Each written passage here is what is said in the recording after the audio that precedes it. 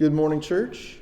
Again, it's Sunday morning. It's good to be back together again online. I hope everyone's doing well while all the madness is surrounding us. We're going to continue our series of messages through the missing messages of Mark. Now, I'm smiling a little bit because Joe always asks me when I send him the video, because you may or may not know this, but Joe spends a lot of time gathering up videos, compiling those videos, to create one seamless video for all of us to be able to worship together at the same time and make it super easy for us. So Joe always asks me for the sermon, obviously, but he also always asks me for the very first slide. And as I was preparing the lesson, my first slide was this slide. Now, we are going to talk about the worship of Satan this morning together in the Gospel of Matthew. But this isn't really the first slide that I wanted showing up before I got up to preach. So I like the other slide better, the missing messages of Mark. And so this morning we're actually going to look at a story that we looked at briefly when we went through Mark. It was the story of the temptation of Jesus, where Mark really handles that in about 3 verses. He doesn't tell us specifically what the temptations were. He basically says Jesus was cast out into the desert, and there he was tempted for 40 days and 40 nights, and at the end he was hungry. That's kind of how Mark handles it. Matthew goes into much more detail, and he gives us 3 specific things, or 3 specific temptations that Jesus endures and overcomes while he is in the desert. And we looked at this somewhat in depth a couple weeks ago. We referred to it again last week. This morning, what I hope to do, and you'll let me know at the end of this whether it was successful or not, what I hope to do is I want to tie in the temptation of Jesus with the Sermon on the Mount, with the later teachings and events in the life of Jesus that we see in the Gospel of Matthew. So what we're going to focus on are things that we find in Matthew's Gospel that we didn't quite find in Mark's Gospel. And one of those things is the worship of Satan. So back to Matthew chapter 4. I know it feels like we're going backwards a little bit, and it feels that way because we kind of are. Okay, Matthew chapter 4, starting in verse 8, it says, "Again," so this is after a couple of other temptations that Jesus has endured from Satan. It says, "Again, the devil took him to a very high mountain and showed him all the kingdoms of the world and their splendor. And he said to him, 'All these I will give you, all these kingdoms, all their splendor, all their glory, all their majesty. I will give all of these things to you if you will fall down and worship me.' Jesus said to him, 'Away with you, Satan, for it is written, worship the Lord your God and serve only him.'"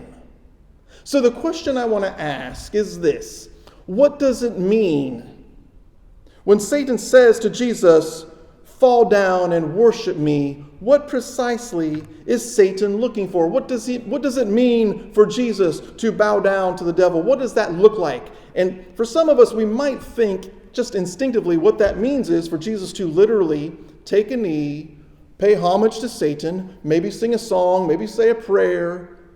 But I don't really think that is what Matthew wants us to understand, that what Jesus was expected of from Satan. I don't think what Matthew wants us to get is that Satan's really hoping that Jesus will sing him a song and pray him a prayer. There's something else going on. And in the Gospel of Matthew, we only find reference to Satan twice. One time here in the temptation, and one other time in the Gospel of Matthew. And what I'm hoping will take place is I'm hoping what we will begin to see is just what it is Satan was wanting Jesus to do. Because I do not believe Satan was thinking, just pray a prayer to me, or just sing a song to me, or just take a knee for me. I don't think that's exactly what Satan was wanting. And I don't think that is actually specifically what it means to worship the devil or to worship Satan. Matthew chapter 16. Now, when Jesus came into the district of Caesarea Philippi, he asked his disciples, "Who do people say that the Son of Man is?" And so we've moved on from chapter 4 to chapter 16, and Jesus is now asking his disciples, who do the people think and say that he is? After his teachings, after many of his miracles, after his travelings, he wants to know, who do people say that Jesus is? And they said, "Some say John the Baptist. Others say Elijah, and still others Jeremiah or one of the prophets." He said to them, "But who do you say that I am?" Simon Peter answered, "You are the Messiah. You are the Christ. You are the anointed one of God, the Son of the living God." And you would think that this would be this wonderful time. And it says that, and Jesus answered him, "Blessed are you, Simon, son of Jonah, for flesh and blood has not revealed this to you, but my Father in heaven. And I tell you, you are Peter." He changes his name. He gives him a new name. It's this rock.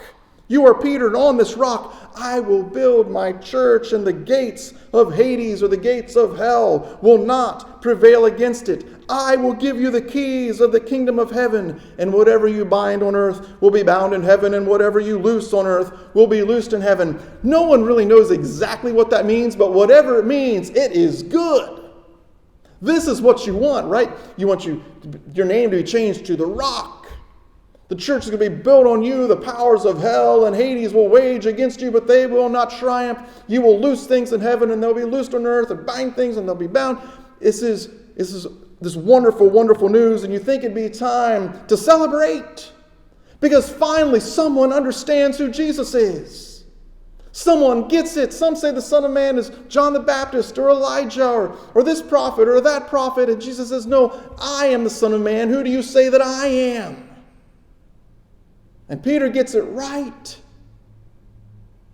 But if we're paying attention to the biblical story, which I know that we are, we know that often it's at our times, at our greatest triumphs, that we find our greatest failures. Just when you think nothing could go wrong, everything seems to go wrong. It says, "From that time on, Jesus began to show his disciples that he must go to Jerusalem and undergo great suffering at the hands of the elders and the chief priests and scribes, and be killed, and on the third day be raised." So Peter makes this announcement of who Jesus is and what it means to be the Messiah, and Jesus is excited about it and tells them all these wonderful things. And then he begins to tell them what it means to be the Messiah. And it says, "And Peter took him aside and began to rebuke him, saying, 'God forbid it, Lord, this must never happen to you.'" And as I read Peter's reaction, I think, what's gotten into Peter? What is going on with Peter that he is going to rebuke Jesus? Just imagine that. You are rebuking Jesus. What's wrong with Peter? Why is he doing this? The reason Peter is doing this, and yes, I'm tying this back into Satan worship. Just hold on. Stay with me. The reason Peter is doing this is because he does not believe that the things that Jesus said are going to happen to him would ever happen to the Messiah. And so Peter pulls him inside and says, "Jesus, what are you doing? The way of the Messiah, the way of this movement, the way of the kingdom of heaven is not that its leader be killed, but that its leader rule and reign and triumph and have victory." And Jesus, you are talking pure madness. We are to rule over all the kingdoms of the world and all their splendor and all their glory, and yet you are saying that you are going to die. That is not how you rule and reign. The way you rule and reign is you conquer and you defeat them. You wage war. And you inflict such suffering on them that they yield to your power. This is what Peter believes. This is the way of the kingdom of heaven. But he turned and said to Peter, "Get behind me, Satan."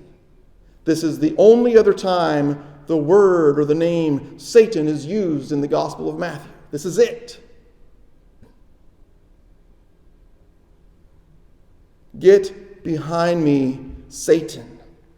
You are a stumbling block to me, for you are setting your mind not on divine things, not on the things of God, not on the plans and the will of God, but on human things. You are understanding things like a mere mortal. He says, Satan, get behind me. And why is Jesus so harsh with Peter? Why is he so harsh with Peter and say these words and call Peter Satan?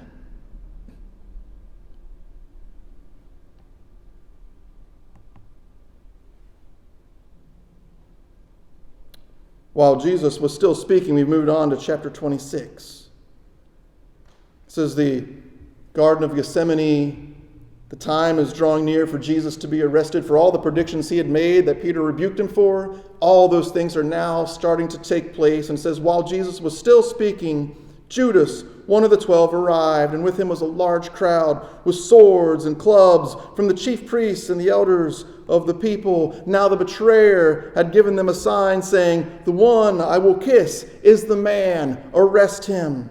At once he came up to Jesus and said, greetings, Rabbi, and kissed him. Jesus said to him, friend, do what you are here to do. Then they came and laid hands on Jesus and arrested him. Suddenly, one of those with Jesus, and we know from other gospel accounts, it is Peter. Matthew, for whatever reason, maybe wants to save Peter from the shame of having this story shared about him over and over again. But it says, suddenly, one of those with Jesus, Peter, put his hand on his sword and drew it and struck the slave of the high priest, cutting off his ear. Then Jesus said to him, put your sword back into its place. For all who take the sword will perish by the sword. Do you think that I cannot appeal to my Father and he will at once send me more than 12 legions of angels? But how then will the scriptures be fulfilled which say it must happen in this way? So what does it mean to bow down to Satan? If you're like me growing up, I always thought of Satan worship as kind of the group of scary weirdos that dress in dark clothing and like sacrifice chickens or something out in the field. I always thought of that as Satan worship. And maybe that is Satan worship. But it certainly runs deeper than that. And it is certainly at times not nearly as distinguishable as that. What did Satan want Jesus to do when he said, look at all the kingdoms of the world, their splendor, their majesty. I will give it all to you if you will only bow down and worship me. What was Satan wanting Jesus to do?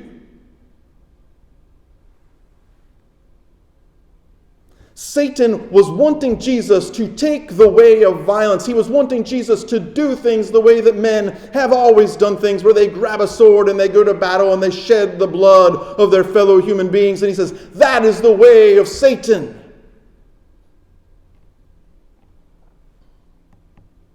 When you choose violence, you are choosing Satan. But I go to church. I go to church and I sing songs to Jesus. You may very well do that. But if in your life you are choosing a way of violence and bloodshed, then you are choosing to bow down and worship Satan. There is a reason Martin Luther King Jr. wanted there to be peaceful protests. Because violence is not the answer.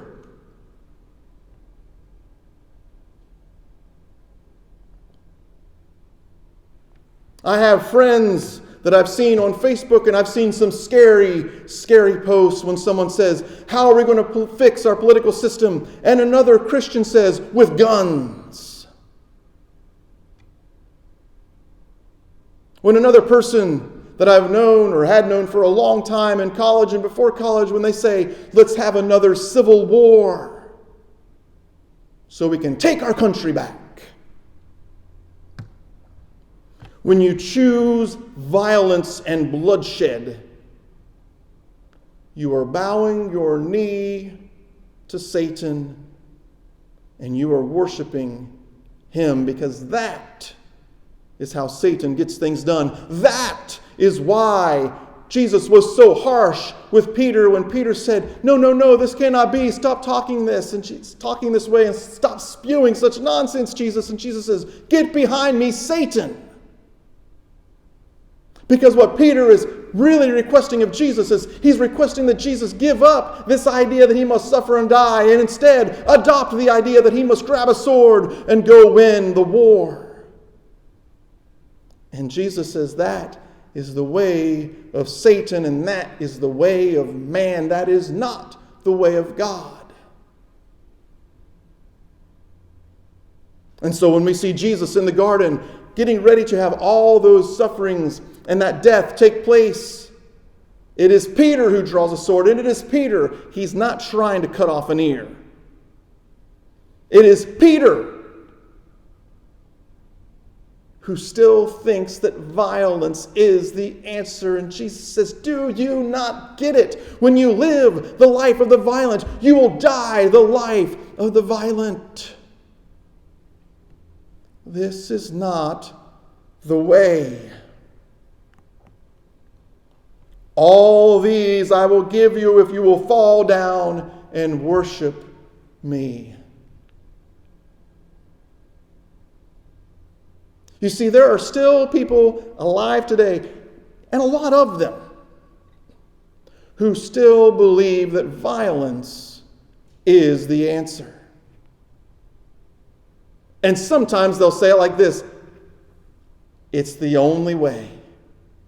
I don't see any other way of doing it. I don't see any other way of proceeding or progressing in the way that I want to progress. I have adopted the way of violence and bloodshed and war. And that's why they say, oh, grab your guns. And that's why they say, no, let's pick the way of violence. No, that is the way of Satan.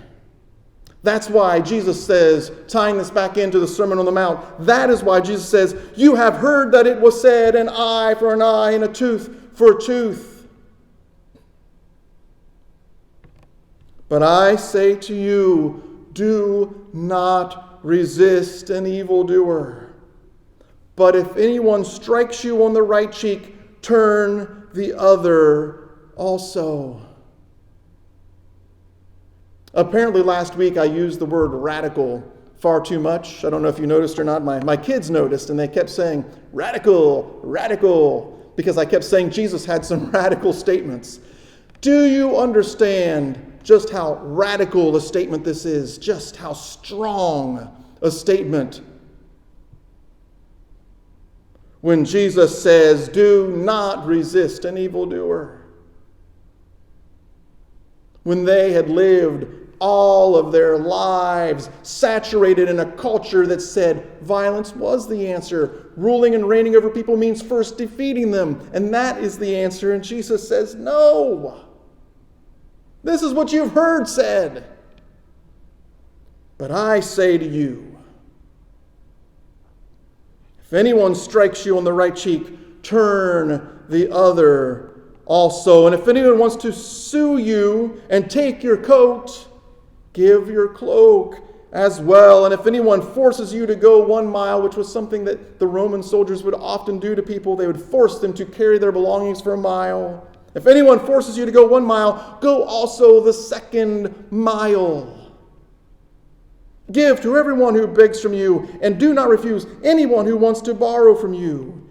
You have heard that it was said, you shall love your neighbor and hate your enemy. But I say to you, love your enemies and pray for those who persecute you, so that you may be children of your Father in heaven. Do you understand, church, that if you're going to be a child of your Father in heaven, you must walk the way of the cross. You must live the life of Jesus. You must adopt the way of Jesus. And that means putting your sword down and recognizing that violence and bloodshed and war is not the answer, and you have to believe it, and you better believe it, that there were people alive during the time of Jesus. They were called zealots, and people who agreed with them, who said, no, war with Rome is the way. Grab your sword. Let's go to battle. And Jesus says, no, that's what you've heard said. Love your brother, hate your enemy. But no, I tell you to love your enemy. Love them. Treat them well. If they ask something of you, give them even more. Love them. Pray for them. Because that is what it means to be a child of God.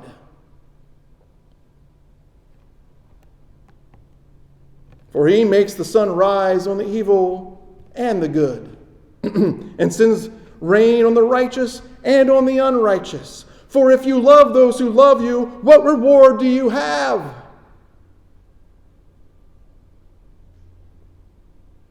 Do not even the tax collectors do the same? You can almost imagine Matthew wincing a little bit at this, since he was a tax collector. And if you greet only your brothers and sisters, what more are you doing than others? In other words, he's saying that's the way of the world. That is the way of Satan. If your way of life says, I will love the people that love me and I will hate the people who hate me, that is the way of Satan. You do not have in mind the things of God, but the things of men. Satan, get behind me. Do not even the Gentiles do the same?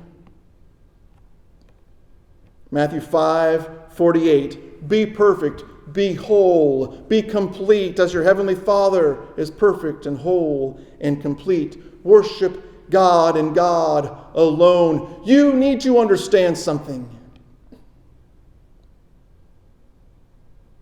And I've referenced this before, but I hope to say it a little more strongly now, especially at a time like this when the FBI is warning of all kinds of violent uproars and uprisings and coups and all these things that they're thinking is going to happen in just a few days from now. If, as a Christian, you find yourself saying, yeah, I think that's probably what needs to happen.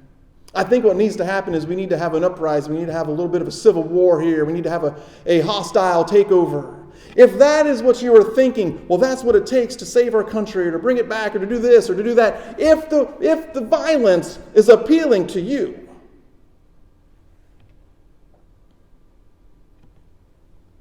then you do not have in mind the things of God, but the things of men.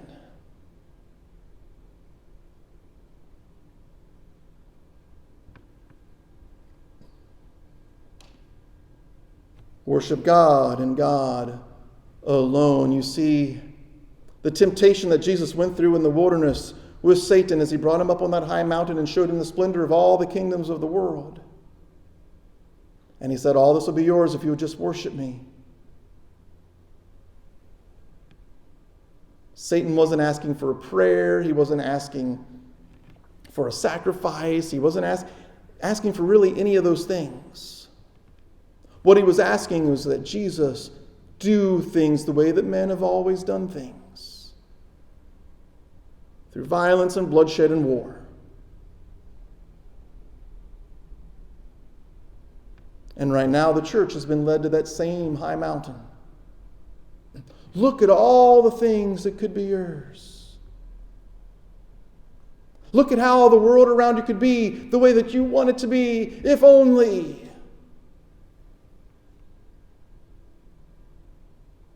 Take up your gun.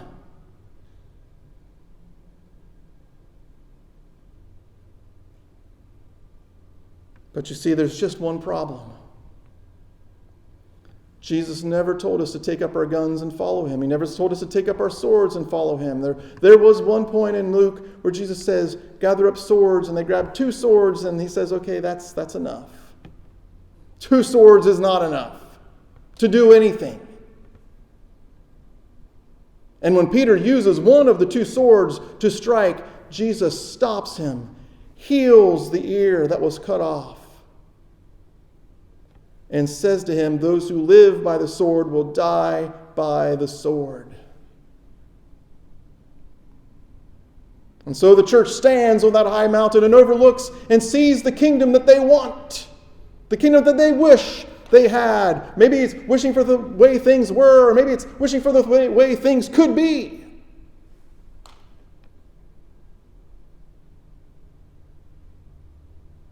But it's up to the church to say, violence is the way of Satan.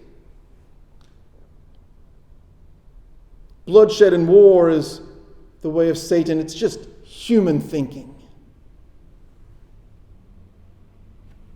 But we are children of God.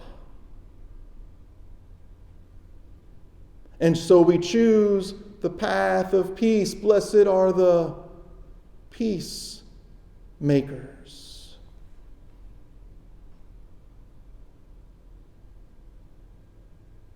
Because when we worship violence, and it can be political, it can be violence within your own home. If you think the best way to run your household is to inflict violence and coercion and manipulation,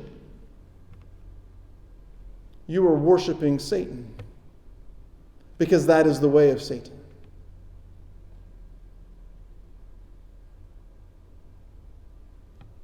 Scripture tells us to worship God and God alone. And God showers His mercy and His kindness on everyone. And if we're ever going to be children of God, we will too. The church says, Amen.